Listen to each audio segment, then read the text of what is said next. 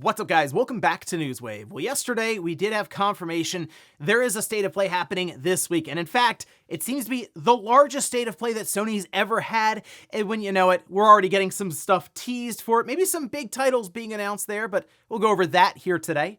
Also, we are going to be talking about Discord that is going through it right now online because, well, they're requiring potentially images of your face to confirm that you're an adult. Otherwise, you'll have some restrictions on your account. And we'll also be talking about the games industry once again, as one live service game is seeing layoffs not even a month after it releases.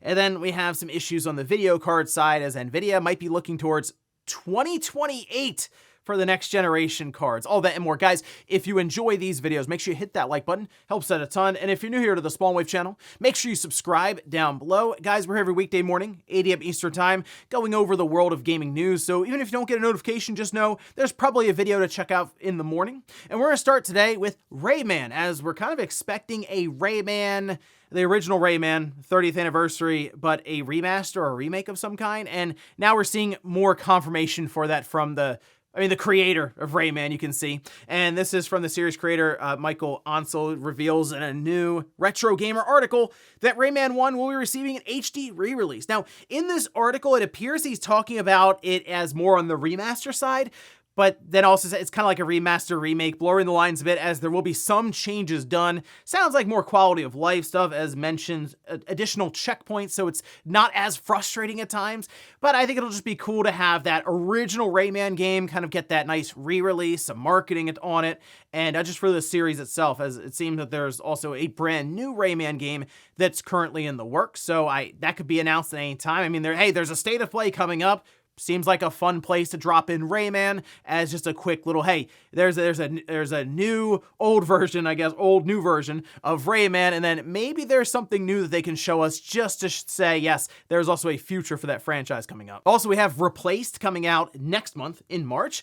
But we also have a demo to look forward to this week. We can see this is over on good old Twitter X from Replaced Games, saying this is 100% true. Replaced demo will be available on PC starting from February 11th. There was initially some confusion because there's a Windows logo next to it, and I think that's for the Windows Store, not for the Xbox. People were kind of hoping there'd be some Xbox demo dropped as well, but it seems right now it's on PC, Windows Store, or through Steam. But this week you can try out what I think, a lot of people think looks to be an awesome 2.5D kind of cyberpunk style game, and it looks great. So I want to see it just in person anyway, like natively on the screen, and this seems like a good time to do that with the Replaced demo for Steam, which I think they're doing a whole like Steam Next Festival thing where just a bunch of demos are dropping, and it appears the Replaced is going to be part of that this week. Oh, and it looks like it's the end of an era for Netflix on the PlayStation 3, because I'm sure many people are unaware, it was still working now, but it's about to end. But it's been working this whole time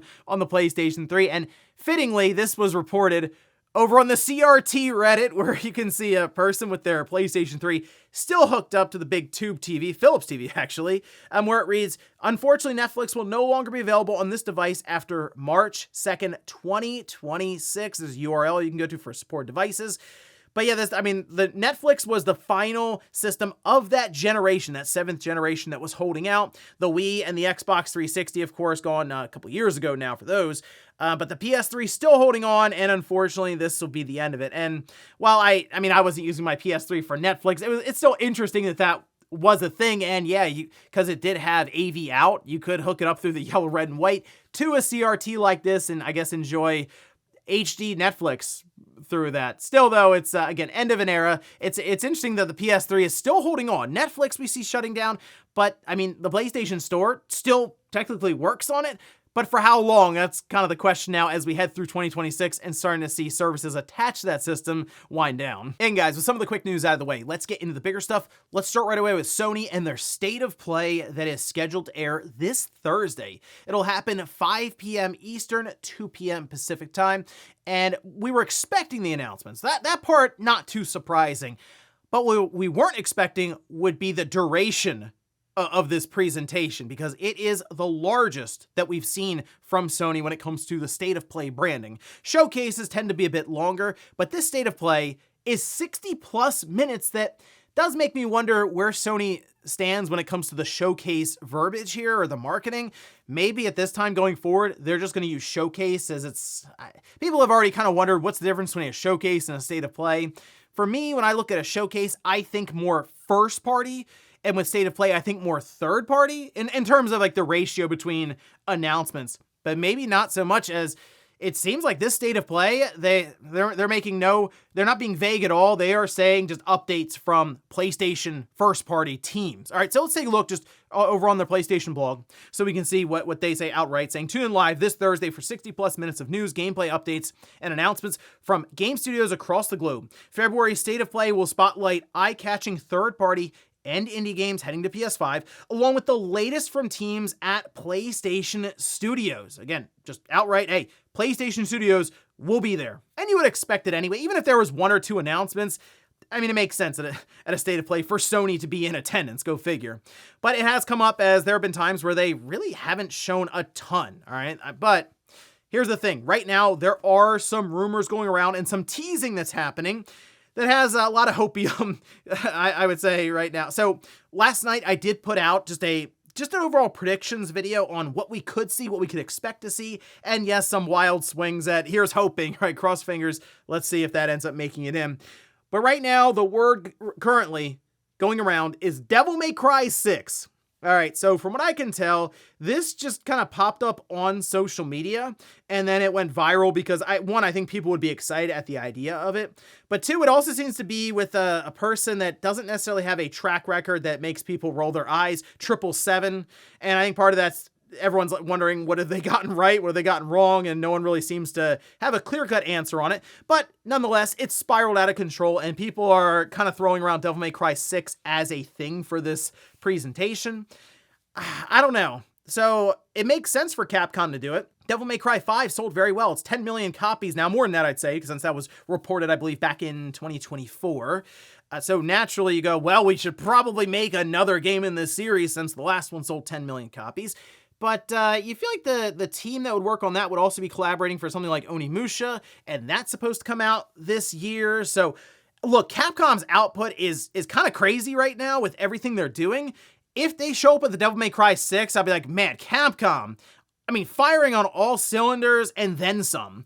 So I would love to see it though. Really enjoyed Devil May Cry 5. Also, we saw that take advantage of 120 FPS on the current consoles. So I would assume they would lean into that as well for Devil May Cry 6. So here's hoping. Wolverine though, there appears to be an unlisted video or privated video right now on the channel with Sony. And so people are wondering if we would get some kind of follow-up, maybe a new character reveal, maybe a release date or release window. Where I'm thinking this game is going to come out before GTA 6. So with that in mind, since that's November, I feel like they want to get maybe some of the marketing going for it and just have the store pay everything set up ready to go for pre-orders and any kind of collaborations they'll do on the hardware and accessory side. So I guess we'll keep an eye out for that one. And then the actor for In Detroit Become Human with Connor had these emoji eyes for the state of play, and that got people immediately going, wait a minute. Are you hinting at the idea of a Detroit Become Human PS5 edition? That's still through the PS4, of course, backwards compatibility, and I was playing it somewhat recently, and I could see how they could definitely do more with the PS5 hardware with some kind of refresh or remaster or something. It's still a great looking game, don't get me wrong. I'm just thinking about more like frame rate side and some of the jagged edges or even lower resolution assets in the game that would kind of take it to the next level. Even if it's like a free update or a $10 update or something, that game it is becoming more and more relevant as we go along with the whole AI push currently. Definitely worth revisiting. And then Marvel Tokon's Steam page, that went live. It seems to have done so ahead of the state of play.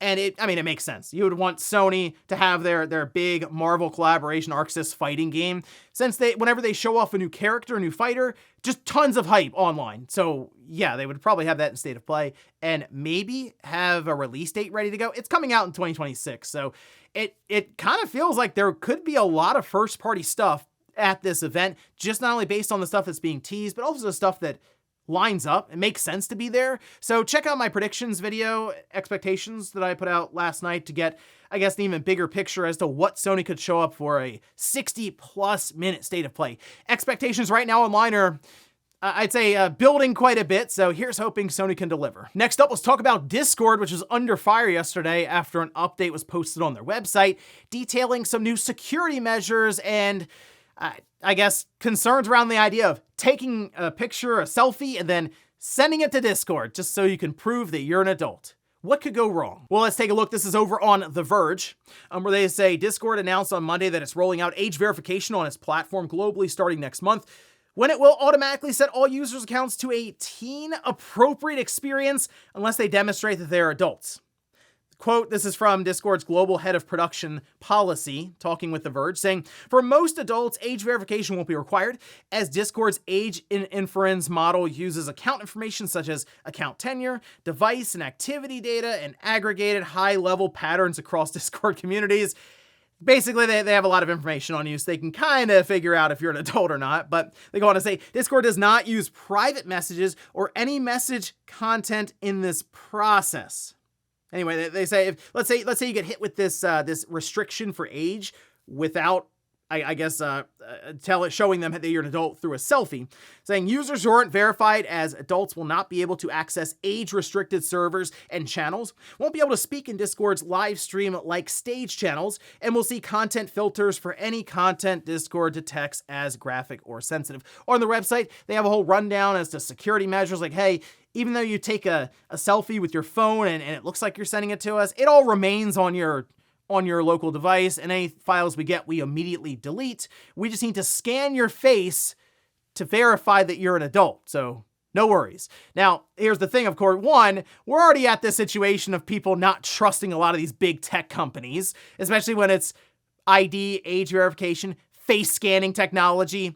But two, Discord's been in the news multiple times for just being hacked. We've talked about it here on the channel, where it's like millions and millions of users being affected, and then Discord points the finger at a company they were working with for like age verification in the past, and now they're going one other step with it. So people are gonna go, I think I'm good, so I'll either live with the restrictions or I'll go somewhere else. And it's just Discord in general.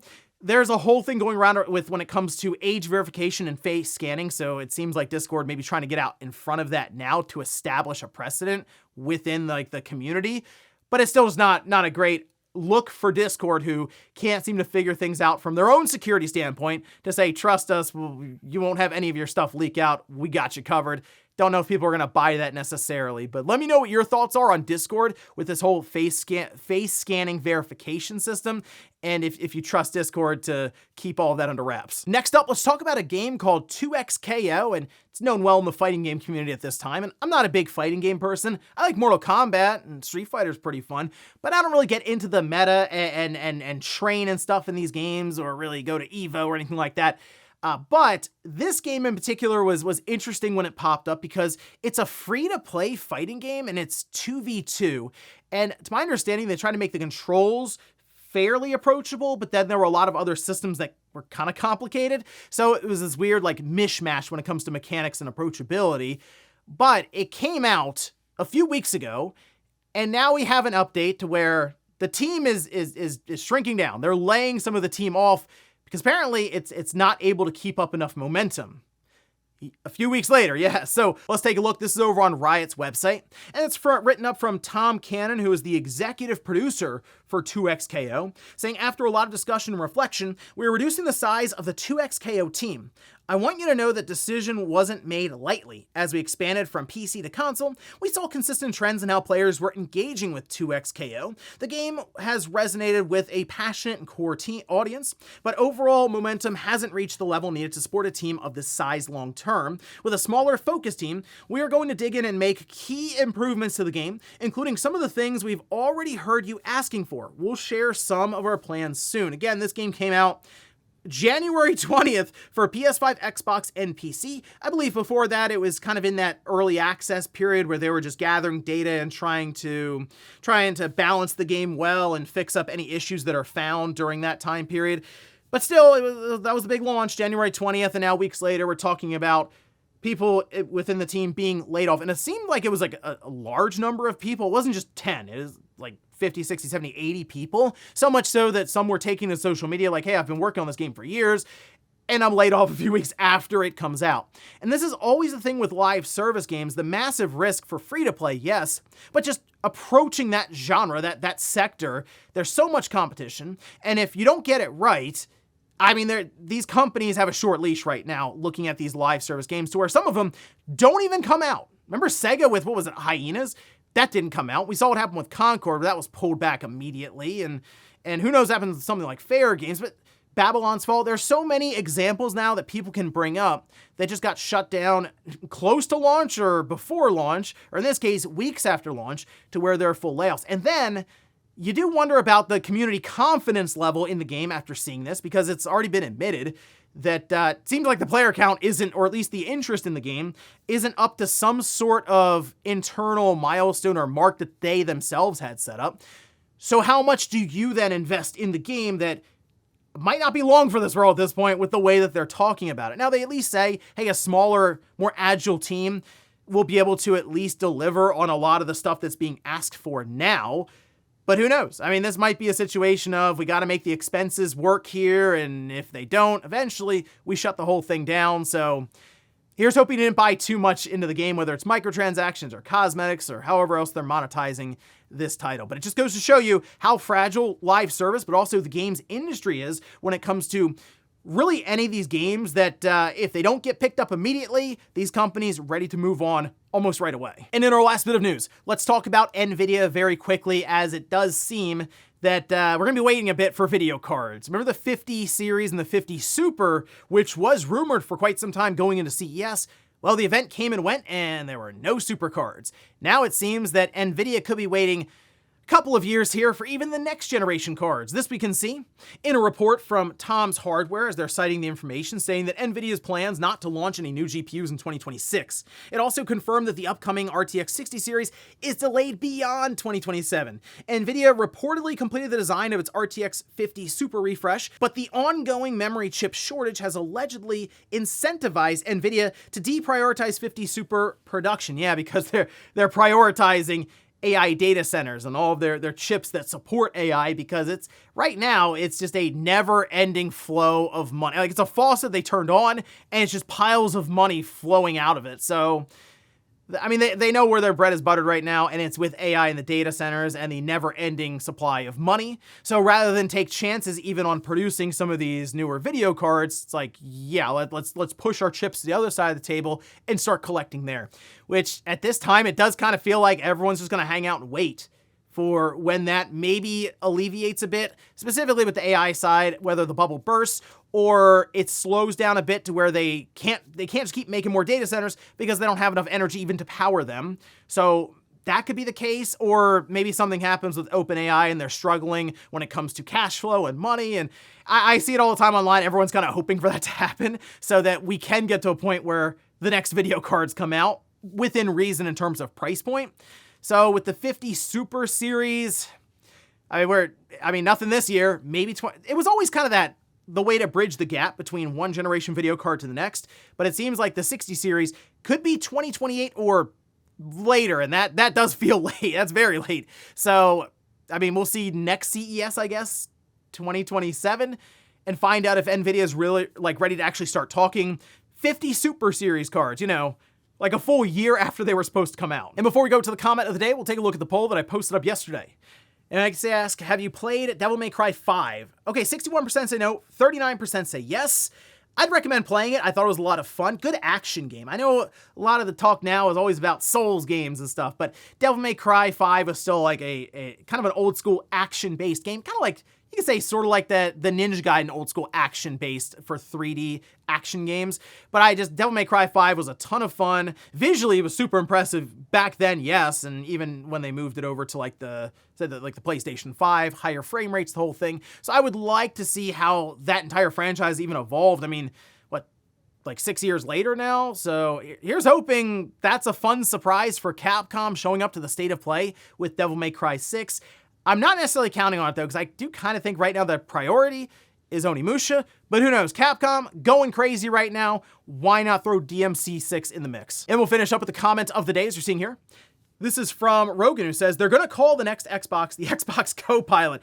They do seem desperate to get people to use Copilot, But the problem with Copilot right now is that it's called Copilot. So if they renamed it something more gamified for Xbox, they might get people to use it. Cortana, I remember that was a whole thing, obviously being linked to Halo, and I don't really know a lot of people who talked fondly about Cortana, but Copilot, people like hate this thing. Like, so, I mean, if you turn on your Xbox and Copilot pops up, people might legitimately just unplug their new Xbox at that point. Or I'll bet you one of the most searched terms is going to be, how do I remove Copilot from my new Xbox Series XXX or something? So Microsoft needs to be kind of careful with that. I know it's going to have, as they mentioned, Windows where you go full desktop mode and then it's basically a PC with Copilot. Microsoft just needs to rethink the way they're presenting this, or for a lot of people, the way they see it, forcing it on people right now. And ladies and gentlemen, that's going to do it here for Newswave. If you enjoyed this video, guys, hit that like button. If not, hit the dislike. Leave comments down below about everything we talked about here today. If you missed yesterday's Newswave, I'll leave it up here in a card. Or maybe you want to check some more my expanded thoughts and predictions for that state of play coming up on Thursday. I did a whole video on that and I'll leave it right below. Thanks guys for watching, and I'll see you next time.